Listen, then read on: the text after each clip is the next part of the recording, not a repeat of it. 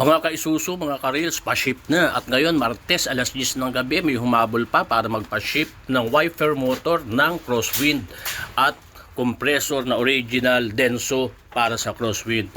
Ayan, yan na po si Kuya Lalamove. At ngayon, ipakita uli natin yung item kay Kuya Lalamove bago niya isakay.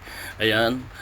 Ayan, Sir Ronald, ang iyong item na wiper motor at compressor. Yan, isasakay na ni Kuya. Kuya, ingat ka. At dahil Sir Ronald, mabilis tayo mag-usap, sinolder ko na rin ang ship dyan sa Lalamove. Advance Merry Christmas sa iyo. At sana sa mga biyahe mo papuntang Bicol ay lagi kang safe. At para din sa iyo, Kuya Lalamove, ingat ka lagi, God bless. Ngayon naka 2 wheels ka lang, baka bukas naka 4 wheels ka na paghahatid ng mga i-deliver mo. God bless at ingat ka. Ingatan ka ng Panginoon Diyos sa lahat ng iyong mga biyahe, kaibigan. Tiyaga lang, ganyan lang talaga ang buhay. Pag may tiyaga, ang sabi nga, may nilaga. At totoo naman yan. O yan, at kasalukuyan pa rin niyang inaayos para sigurado na walang aberya at hindi malaglag ang kanyang item at madala.